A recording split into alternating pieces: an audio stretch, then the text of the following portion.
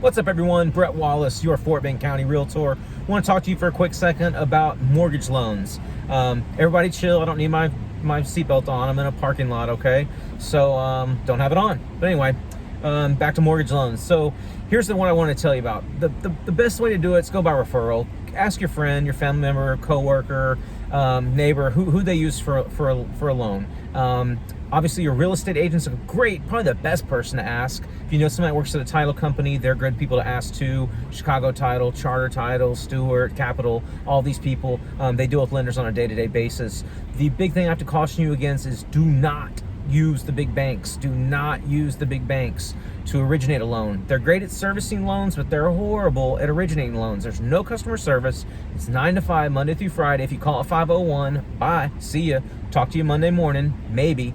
No customer service for the most part. I'm not trying to paint broad brush strokes here, but that's been my experience in 12 years. Online, stay away from them too. Ditech, Lending Tree, they'll run you 40, 50, 60 times, outsource you to other people. They're basically like brokers, and they just send your information to other places. And next thing you know, the next morning you'll get a call from Tim in St. Paul, Minnesota saying, hey, congratulations, you're pre-approved for $500,000 at 2% interest.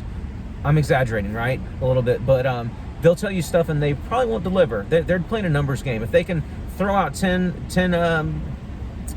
approvals and get one back that actually closes, good for them. That's 1 out of 10. And they're 7 states away. Who cares for the 9 people that didn't get a loan closed?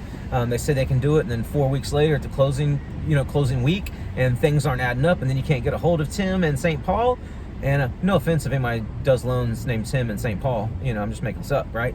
It's always best practices. Use somebody local, use somebody that's referred, use somebody whose reputation counts, and they work with the people in the community, the reputation precedes them, and they're known by their work, and they work with the same people, they're seen in the same place. It's a better way to do business. And also doesn't help if you can't get a hold of them or you need something, you can go to their office and flip their desk over on them if you need to. Just kidding, you don't do that. That's why you hire me. I do that. You'll get in trouble. I won't.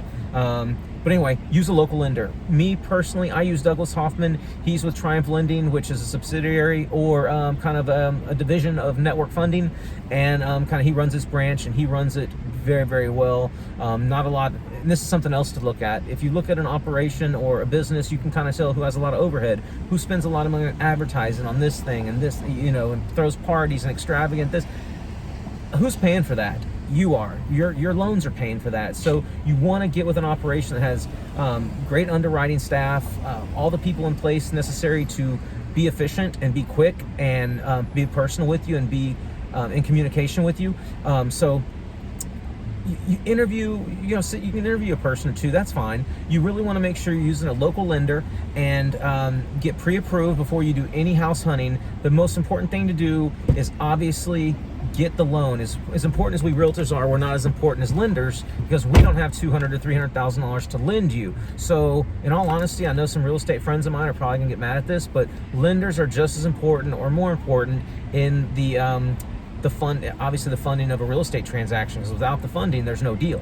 We could get you the best home, your dream home, negotiate you an awesome deal, and without the money, unless you have cash, which is always cool, you need a loan, and without the loan funding, there's no deal. So local lender, don't use the big banks, don't go online. Last thing I want to point out is some lenders can offer you underwriting before you get under contract. So that when the time comes to make an offer, you can say, not only am I giving you a pre-qualification letter for my loan, I'm letting you know that I've already gone through underwriting. They verified my assets, verified my checking, my savings, my down payment, my paycheck stubs, my taxes the last 2 years, my year-to-dates if I'm self-employed. All these things and have a lot of weight to them, because then when you make an offer, it's basically like you're making a cash offer. You still need to get an appraisal, of course, but you're already gone through underwriting, so you're an appraisal away from having a clear to close with your loan. So always also get with your lender before 6 months, 9 months, a year before you're planning on buying. You can always bump up your credit scores by doing a few little things here and there, and they can help you with that generally, and get you to the higher interest rate or higher tier, which will qualify you for lower interest rates and lower mortgage insurance if you are putting less than 20% down. So that's a quick rundown on loans questions. If you have any more questions, reach out to me, comment on the video below, like my page, subscribe, do all that good stuff. And if you need to get a hold of me, look on my website, bretwallace.com.